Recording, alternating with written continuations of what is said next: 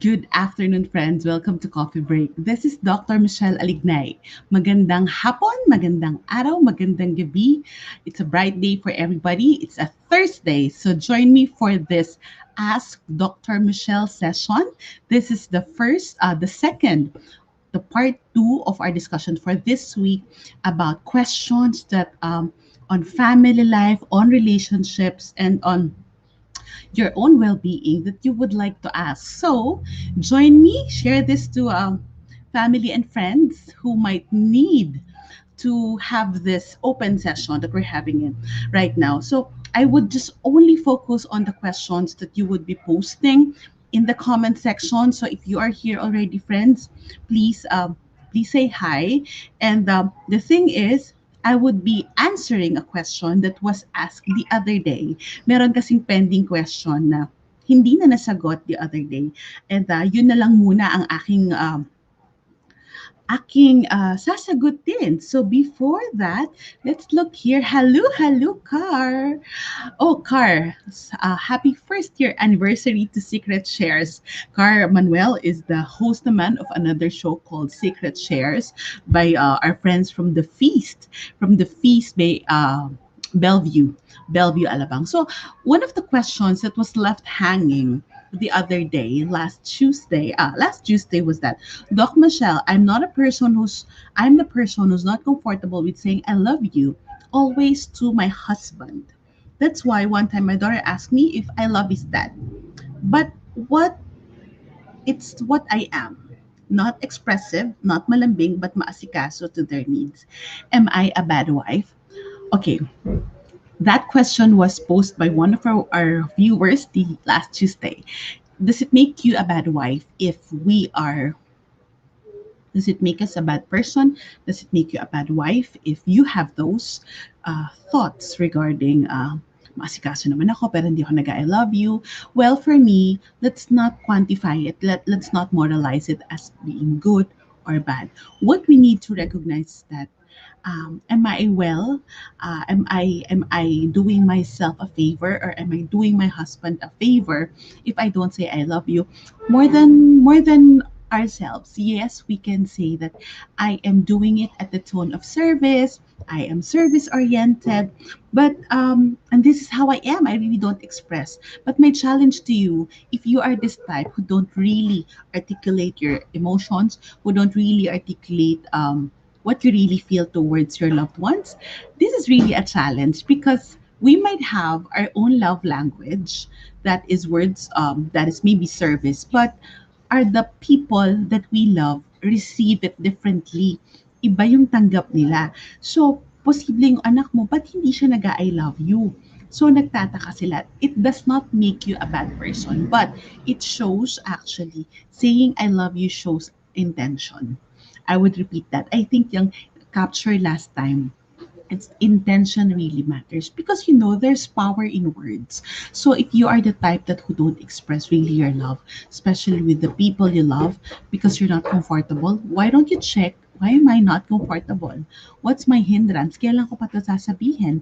So sister, if you are watching, I hope that that answered you, that if there's intention, and then there's also awareness kung bakit hindi ko magawa, and I challenge you, you can do it. Words are very powerful. We may love them through our service, but our soul and our spirit needs to hear the affirming words of the people we love. And then I hope that I answered your question. So anybody here who are already present, who are have a question, because the other day one of the questions that I think about three or four wives have asked is actually about infidelity, husband infidelity, so issues about marriage. And next week, I promise you, we're going to talk about marriage matters, something that I don't really talk about, but of course, I would really love to talk about marriage matters with you. So right now, I'm going to wait for your questions that you were going to post, and then I'm going to check. Also, I have notes here, the questions that are already asked about by friends. Okay, one question. How do parents reach out to anak to teenage kids. Meron nagtanong sa akin, paano daw mag-reach out ang parents sa mga teenage kids nila, lalo na kung yung ang anak ay hindi kasundo ni mommy or ni daddy. Paano nga ba yun, friends? What if the mom and the daughter maybe or the son talagang hindi magkasundo, magkaiba yung ugali? In our terms, 'di ba? Magkaiba yung ugali. Pero teenager. I believe that one of the first step is really to get to know your child's interest. Kailangan, and then maganda rin na mag-reflect tayo na um, sister or brother, if you're the one asking this, you have to reflect also. Anong meron sa kanya kung bakit ako nagre-react? Or baka it's the other way around.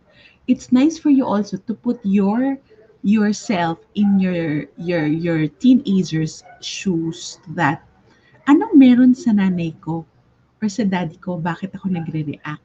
Pareho ba kami na ugali? Magkaiba ba diskarte namin? Because we love each other, and that's the given. But the way we express, the way we do things, sabi nga kanina, di ba, love language, the way we go about it, it's actually different. So it's good for you to check. And once you're aware, and once you check anong meron, it might be also good to accept. To accept na magkaiba kami, and then to act. So aware, accept, and act. Act on simple solutions na pag itong anak kong to nag-react sa akin, tahimik muna ako. Pero ang susunod kong diskarte is tatawagin ko siya na magmerienda na kaming dalawa lang. Or siya yung uunahin ko sa merienda para malamdaman niya that I am also reaching out. So, sa ngayong pandemya, it's not something big as having a date with this child or daughter kasi minsan it's not possible. But also, do little things. Sabi nga ni Mother Teresa, we do little things out of love, 'di ba? So, yun. So, slowly, the relationship now may be different, but it's not a guarantee na forever yan. So, if you're intentional with your relationship, lumabas na naman yung word intentional. Intentional in your relationship, talagang gusto mo na you just accept your differences and then you act on simple matters that will bridge you kasi baka dumating yung panahon na parang you will be able to level off. Maaabot niyo yung level of maturity. Wag lang bibitaw mommy or daddy. Okay? I hope I answered you. Alam ko naman, friend, na hindi ka bumibitaw. Okay, next question. What should we do if our spouse doesn't show interest in praying with the family? Because I believe that the family prays together, stays together. Um, but I cannot see him doing it with full heart. Pearl, mahirap pilitin ang ayaw. Mahirap pilitin ang ayaw. While you have this mindset that a family should pray together. But if the other party is not cooperating, or your husband is not cooperating, you know what to do? Just let it be. At ipapagdasal mo na rin yung kalooban mo at yung kalooban niya na mag-align in God's time. What we men cannot see, God knows what's happening. So kung hindi niya gusto to pray as a family, kung napipilitan siya, it's hard to force. Even tayo, ako personally, sometimes I have struggles with that. But then even us, it's just not about the intention of the mere act of praying, but also I think what is more important is the posture of the spirit. So it's just not about I cannot see him doing it fully with his heart. Who are we to judge? So kung hindi talaga, and then for me, don't force it. Sabi ng mga car, hingi ka ng tulong kay Ma'am Mary, yes, siya yung magiging content of prayer. Kasama mo siya sa dasal. One of the novenas that I do, I pray the novena to Mary, undoer of knots. It's Mother Mary, she undoes knots, buhol, especially knots regarding relationships. And I believe that in the process of praying for this person, hindi lang siya yung nababago, tayo rin yung disposition natin because the hardest thing is that to do is to force somebody to change someone. Iyan yung hindi natin kayang gawin. Kahit ako, friends, hindi kayang gawin. So, yun yung posible that even though you believe, you have to let go that at this stage or season, it's not happening. It's not happening. Yes, ayan, Car. You have to ask for the intercession of the Blessed Mother. Kumbaga, you're offering up your prayer, your novena, or dun mo makikita yung sincerity na I cannot, the thing that you can really do is to pray for them. But to force them, nah. I think that will create more problems. And I hope that that's helped. Car, that's so assuring. Thankful sila, especially daughter, at madami na sila answered prayers. Yes, and I believe in that. I hope I answered that, Pearl.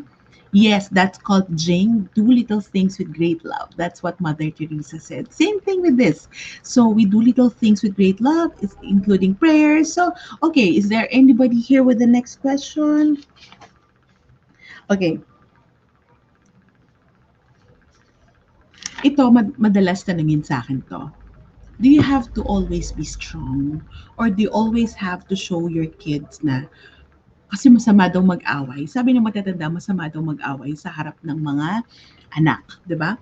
So, ito yung madalas kong marinig 'to sa friends, madalas din 'tong tanungin sa akin. Would the would would it be okay not to show our kids? Would it be okay to show our kids na nag-aaway tayo, na may problema tayo? Sa akin naniniwala ako na at the age of my kids, it's okay for them to understand that maybe dad and I are having misunderstandings, we don't see eye to eye, or we have a concern that we are working things out. For me, it's important for my kids to know because we're not gonna fake things, and also it's a way for them to be mature. What is more alarming if we are trying to keep up a front? Na kunyari walang nangyaring problema, okay lang lahat, pero we have battles inside. I've heard that many times from students. When I was a counselor, I heard that many times from students. Ang madalas nilang sabihin na, oh, um, sabi nila, hindi naman sila, okay naman sila. Pero pag sarado na yung pinto sa gabi, we hear them really fighting. And then the parents eventually will start calling each other's names, putting each other down in front of our kids. So it's not about if there's a disagreement between the couple, we just don't, we just don't tell, tell tale, and we just don't uh, show our kids na sinisiraan natin sila. But we uphold each other, and then our kids would know that Daddy and I are going through something. We need also your support. We need your help. We need your prayers. But we will fix things. We will be able to manage things. And I think it's more important for kids to see that and to understand that. Sabi ko nga, ayokong sinasabi na ako yung Superman or Superwoman. So, I think it's very important for me to check that. It's also important for you to check that na hindi tayo nagpapanggap na maging Superman or Superwoman. Okay, next Riza, and then next is Marilu's question. How about you to stop believe that everything will work in your marriage? Paulit-ulit nangyayari, mahal mo, pero nasasaktan ka emotionally. Paulit-ulit, nasa point ka na bigla talaga sinusukat mo yung pagmamahal mo sa kanya. Should you give up or stop and still hold on in the faith of promises you both made in the start that everything will be okay in the end? Ang lalim, sister. Pero I know what you're pertaining to. How can you uphold that everything will work out in the marriage? Sometimes we are fixated that we will work things out in the marriage because we are already clutching to what we would like to do, yung gusto nating gawin. But things work out in the marriage if we allow the Lord to work on His part. Ugali ng asawa natin, pacing nila, timetable nila, yung healing natin. Alam nyo, sometimes we are not in control of those. So, isusurrender natin yun kay God. While we are doing our part, we are doing our part, uh, we have to allow God to do His part. I know that sometimes it's so hard. Personally, I'm going through my own concerns right now. It may be so hard, but the beauty of marriage is that are you both willing to work things out? Yes, paulit-ulit. Parang nangyari na to dati eh. Parang 10 years ago, ito rin yung problema natin. But remember, 10 years ago, iba yung tao nun, iba tayo nun, iba yung maturity level, iba yung resources natin nun. While we have faith and promises, sometimes really these promises, they're broken. And if they're broken, okay, nangyari na. And then I think the key here is that let's speak up and pick up. Can you say that with me? Speak up and pick up. This is not about speaking up by awayin niyo isa't isa, but I believe in being assertive. We have to assert na, hey, I don't deserve this. If it's already harm, if it's already psychological abuse or too much of those, if there's already infidelity na paulit-ulit, and then that's already abuse also. And then you have to speak up and declare and demand na I don't deserve to be treated this way. If this is the kind of marriage that you would like to have, me, I don't like to have that. So that's speaking up and then pick up. Kung anong meron dyan, i-pick up mo. Kung sinabi niya na I want to pick up, I want to, sinabi ng partner natin sa atin na I would like to work on the marriage and then believe in that. Kung wala siyang effort, demand accountability. I think yan yung nawawala sa maraming couples, demanding accountability from each other. Like, you said we're gonna do this, or you said we're gonna work things out. You said that we're gonna make do things true, but sometimes it's so hard because life happens, shit happens, and we just need to be accountable to each other. So, friends, ladies, hindi ako naniniwala na martyr effect. Yung bang dapat alam na niya. Minsan hindi nila alam. Sorry, sometimes really the husbands don't automatically know, they don't automatically remember. So you have to speak up and pick up. Pick up from what is it? Pick up, wag nyo yung pick upin nyo yung nangyari before, but pick upin nyo kung anong meron ngayon. So I hope that this is helping you. Okay. Hi, Marilu. Why is it that I always lose I hope I answered that, Riza. Marilu, why is it that I always lose my temper with certain people and how do I correct it? You know, temper is a way of your temper with certain people, you are reacting to them. It's because of an inner need. Take note of that. An emotion would point us to a need. So, is that attitude of that person pointing you to a need, pointing you to a need that I need to be more confident with myself, I need to assert myself further. Parang ito talagang umiinit yung ulo ko sa kanya. Bakit kaya? I don't like that person's energy. So how do you correct it? You manage it. For me, you know one thing, when in the middle of that maybe experience or encounter with that person, why don't you just try to be calm? And you cannot correct it automatically, to observe your thoughts.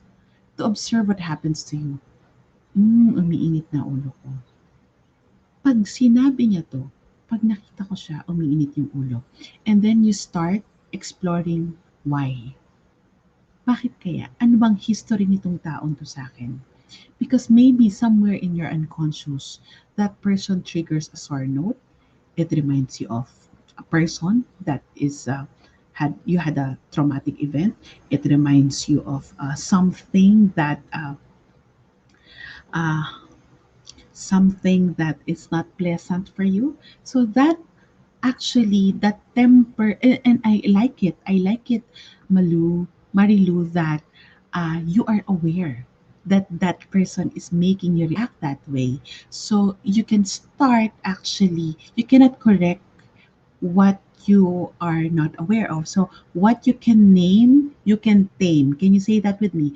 What you can name, you can tame. So if you are able to name, itong si Temper, kaya pala dahil galing siya dito.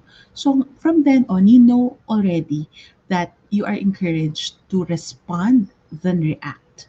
Reacting, it's, more negative, and responding is you're going the flow. Reacting is resisting, but responding. So, how can I help myself better? Pag alam ko na mangyayari sa akin to, pag alam ko na ganito yung taon to, okay, ako na yung lalayo. I would not have this encounter with that person. Iiwas na ako. Yan. So that's how we respond. Okay, so I hope that helps, Marilu. What you can name, you tame. So if the temper is the problem with certain people, I am happy that you're aware of that. Try to see how else can you help yourself. Car, what do you do, Doc, when it seems that everything is so hard? Prayerful naman ako, grateful naman ako, mabait naman ako. Car, pwede ba mag-usap na lang tayo ng iba? Parang ako yung yata yung magsasubmit ng entry sa secret shares minsan. Okay? What do I do when everything seems hard? I cry. I cry buckets of tears. I cry. I I talk to people that I trust, not all people. I talk to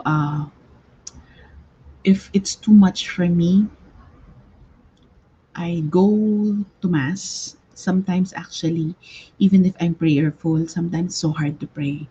And then I tell people that hey, pray for me. And also, if it's too much for me to bear, I seek the help of counselor friends. A counselor needs a counselor also. And yes, kasi sometimes hindi natin makita yung dulo.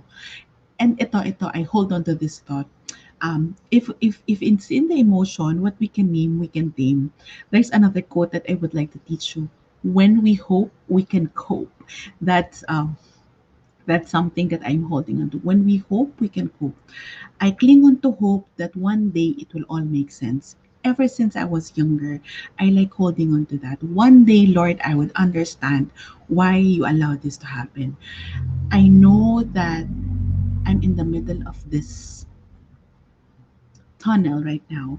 I know that you are making me go through this difficulty at the moment because you are honing me and you're teaching me something. And then with that, I cling to that. I cling to that.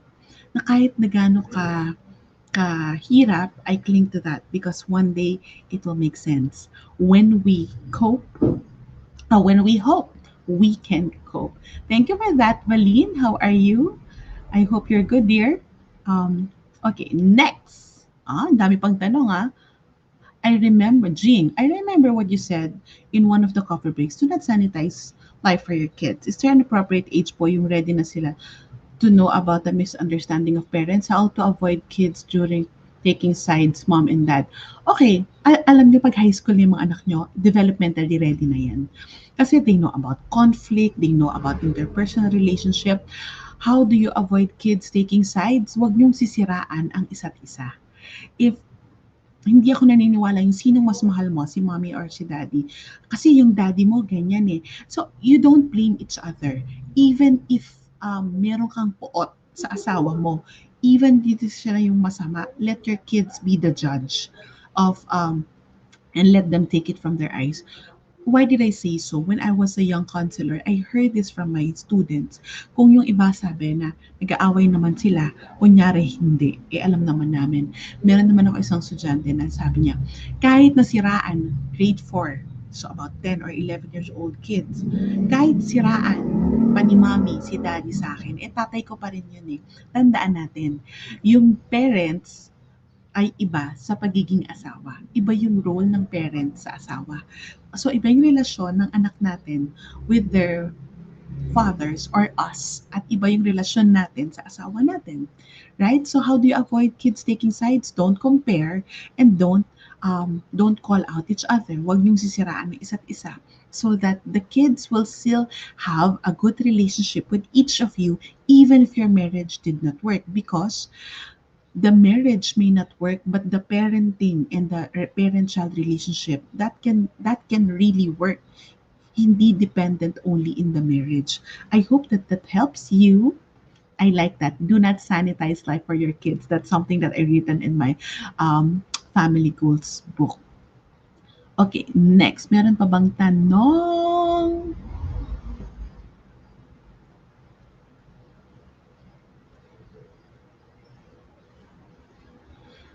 Wala na bang tanong? Okay. So, meron, your comment, Car. Kanina pa nagsabi na lang ako sa asawa ko, gusto ko magsimba as in physically, pero nag-online mass na lang ako everyday. Um, you know why also? I think this pandemic situation of being at home, it's getting into us already. Raise your hands kung kayo rin parang medyo bordering na on burnout. The pandemic burnout is getting to us, right? Because parang wala na lang tayong ginawa kundi to deal with work, to deal with the home life, but also to deal with the issues that comes at home. There's no, and if one thing that I realize, if we don't know how to really create new patterns for ourselves, if we don't know how to take care of our total well-being in this time of pandemic, friends, lalaglag tayo. And that, I can see that because um, I've been a witness to other people, and I'm also seeing it in myself that that ability, um, oo, that ability that even though I know these things, but hey, uh, I'm also susceptible to this condition. I'm also susceptible to this emotion, and it's becoming a weakness already. So I really think that we have to do something different for ourselves, so that we can all support our our family life. We can support our well-being. Nobody is in charge but us. Okay, any more questions? Wala na ba kayong mga tanong? Talagang ganun lang yung tanong mo? Ang bait ng mga tanong nyo ngayon, ah. Yeah. I think it's love language. It's being intentional.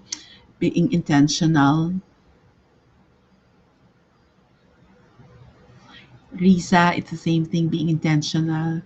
Wag mo na lang sukatin yung pagmamahal kasi minsan alam nyo, it's not about, ito ay tingin ko, sometimes it's really not about love. It's actually about commitment. And commitment is a deeper.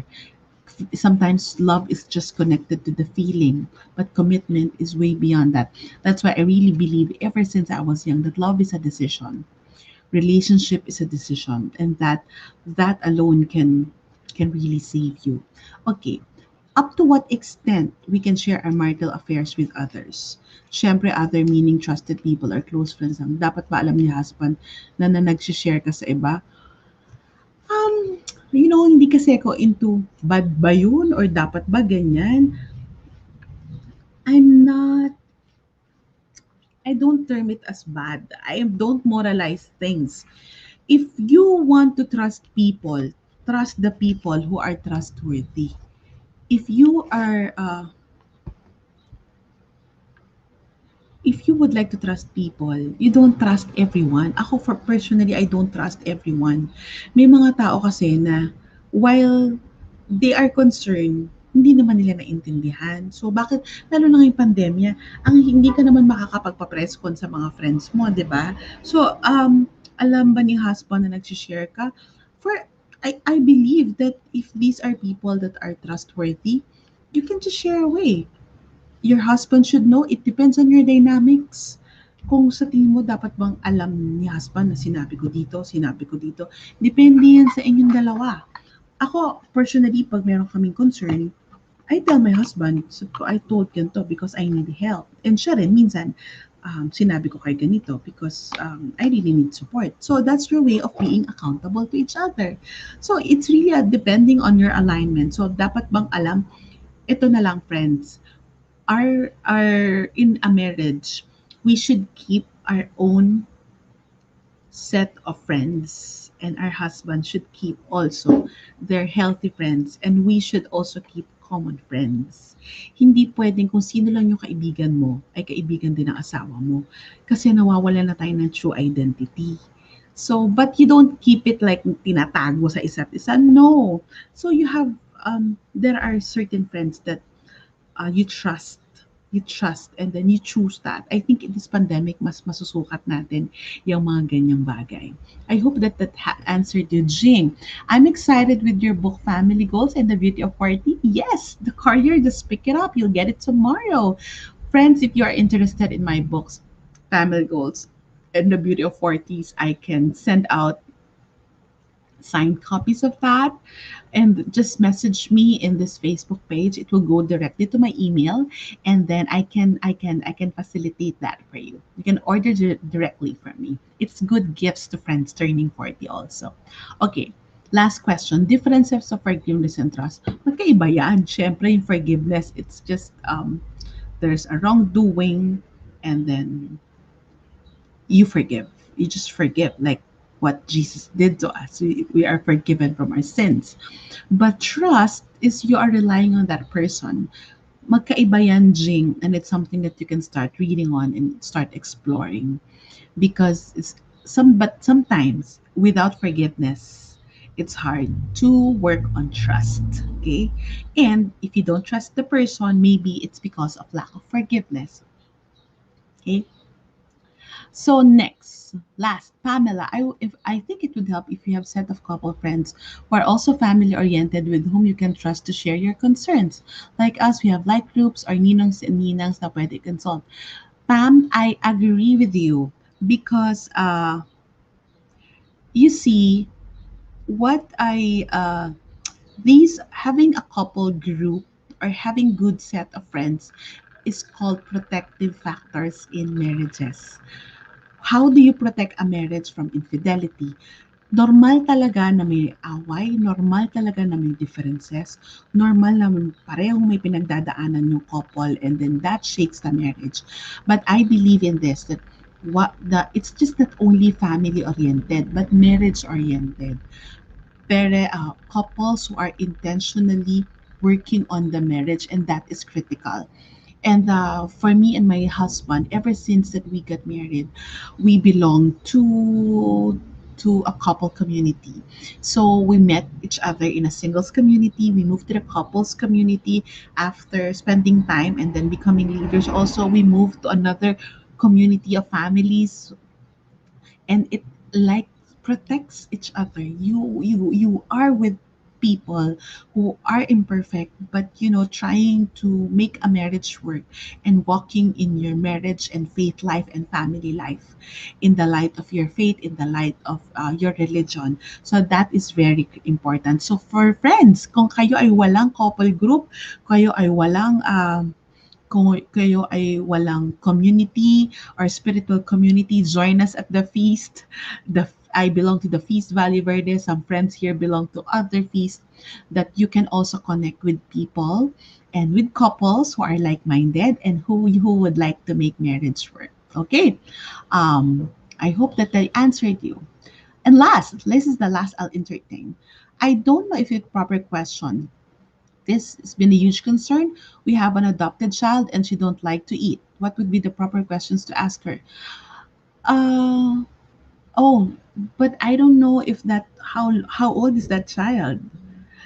Really, for me, if there are things like that, this is something that you can consult your pediatrician, or if you have a school counselor, so they can to talk, because this is actually too broad and too specialized for me. And it's good that you acknowledge that the proper question to ask. But if it's already a huge concern, I really suggest you seek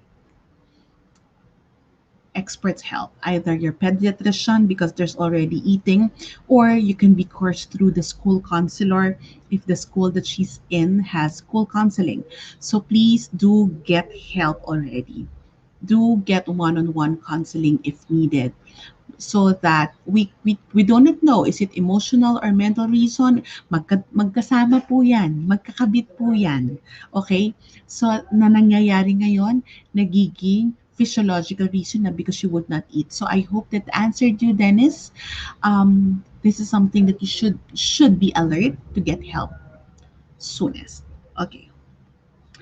Okay, last point. Lovely day, Doc. Thank you for ever supportive hubby for purchasing the books. I have your family goals and the beauty of 40. Still finished reading it. What a bountiful and beautiful wisdom. Thank you, Dada and Daniel. I hope that you enjoy the book. If you are interested in signed copies, you can purchase it directly through me, and then I will facilitate delivery. But if you would like to get the copies immediately, you can just check at Feast Books. Either it's online, feast books in my page. There's a link through the bundle of the feast books that I have. Also, they're also in Shopee and in Lazada. Okay, and uh, last thing, friends. For those of you who are always joining me here at Coffee Break, I would like to invite you to the Jewels Conference. What is the Jewels Conference? The Jewels Conference is the women conference of my community, the Light of Jesus, or the feast. So we gather yearly as women. We gather together to just talk about matters in being women, talk about matters that how can we move on, faith, family life. And this year, I'm assigned a very special topic. It's about body image. How can you really love your body, your physique, and your self worth? So I'm excited because this is the first time that I'm going to speak about publicly about body image. That for those of you who don't know, I really love this topic. I have my own journey. Alam niyo naman, hindi na ba napaka-perfect small ng itsura ko, di ba? So I have my own takes on body image and in self-love. So I hope that you join us. This is going to be an amazing time for us, mothers, sisters, ates, daughters. So it's going to be on July 16. Wait, just let you may check the detail. Common Ground, July 17. It's a Saturday. It's of course it's going to be online. Wherever you are in the world, you can join us because it's gonna run in different timelines or in different time because it can be in Oceania, in the US, and in the Philippines. So please join us. The link is here. You can check out and get tickets through that. And I would like to announce as early as now that this June I'm going to run a Jewels promo. Jewels promo meaning I will be raffling off. I'll announce the dynamics soon. I'm so excited because I'm going to raffle off tickets to Jewel's conference. So some women would win, but I would like to encourage you go and get yourself tickets. If you win in the raffle, of course, mas magandang isama mo pa yung sister mo, isama mo pa yung friends mo because we need to stick it with each other and we need to support each other. And that's about it. That it's about coffee break for this afternoon. I hope that ako naman yung magtatanong, if there are three things that you pick up from our conversation, three big words, ano yon? Three big phrases, ano yon, friends? Can you put that in the comment, please? If there are three big phrases that you pick up from our conversation, what is it? For me, when you hope, you can cope. Yan ang favorite kong sabihin ngayon. When you hope, you can cope. 'Di ba? Saan pa ba tayo kakapit kundi kay Lord? So, I really pray that each of us find hope, wisdom, and well-being. So, ang tinan nyo, may hope, cope, and trust. 'Di ba? So, I hope that that answered your questions. I thank you for being open. You know, I really honor you, everyone, for being open in sharing all these questions that you may have today. And I really love it that we are like a community here. Soon, I will launch. Hindi ko pa lang nagagawa, friends. I will launch um, Doc Michelle's community. Ipapasok natin yan dito sa Facebook page na to. Magkakaroon tayo ng community for women who wants to hope and who wants to cope. Tama ba? And I hope that this session of Coffee Break has blessed you even though I have iced tea. And I hope you cope so we can cope. So please do join us. Gamitin ako yung mga comments nyo. Demand accountability. Speak up and pick up. What you name, you can tame. When you hope, you can cope. Ganda. Kasing ganda mo, my love, Mia. Trina. What we can name, we can tame. When we hope, we can cope. Speak up and pick up. Ang ganda ng summary mo, Trina May. Okay, so I hope that this has been a blessing for you the same way that you are blessing me this afternoon, friends. I am just so overjoyed. For some reason, the Lord filled my heart today with overflowing joy to share with you. Kahit ako yung may pinagdadaanan, ako ang napuno dahil sa pagmamahal niyo rin sa akin. Maraming salamat and I hope that you join me again next week. Ang pag-usapan natin ay usapang mag-asawa. If you're game with that, I hope that you share this to family and friends. And please, friends, support the mission of Coffee Break by helping me support the people who I pay by sending stars as your digital gifts to support the mission of Coffee Break. You are all, you know, just opening this coffee break session for you to be a blessing and for you to bless me as I bless you and I bless other people who are working with me. So you can share it to others, share your comments here, and send it to your post. And of course, please send the last S, stars. So that will be your digital gift to me as I pay other people through the resources that you are sending. Maraming salamat and join me again next week for marriage topics on Coffee Break with Dr. Michelle.